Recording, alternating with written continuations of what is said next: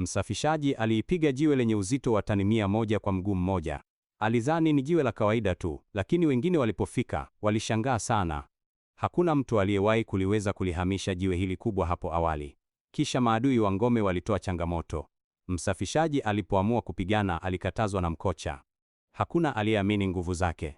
Hata hivyo, Mkocha hakuweza kabisa kuwashinda maadui. Adui alimwondoa Mkocha kwenye uwanda wa mapigano kwa kipigo kimoja tu.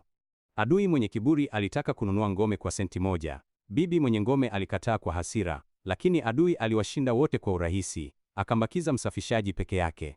Alipoamua kupigana, alikatazwa na bibi mwenye ngome, ambaye hata alimfukuza nje ya ngome. Bibi mwenye ngome alichagua kupigana mwenyewe. Bila kutarajia, alipigwa na adui kwa ngumi moja. Adui alitaka kumaliza mapigano haraka zaidi, na alimwondoa bibi mwenye ngome kwenye uwanda kwa kipigo kingine.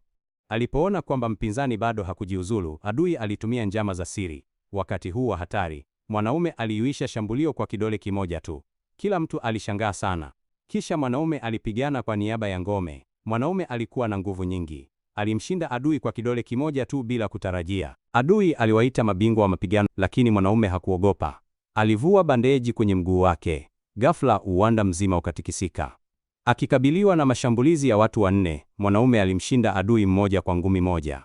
Bila kutarajia, alichukuliwa na adui. Sekunde inayofuata, adui alimwelekea mwanaume kwa kisu, lakini ngumi ya mwanaume iliharibu silaha.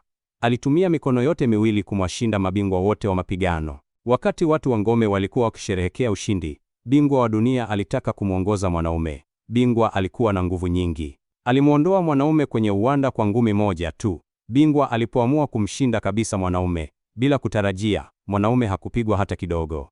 Kwa urahisi alichukua kiganja cha bingwa na kushinda mapigano ya mwisho. Msafishaji huyu wa kawaida alilinda ngome,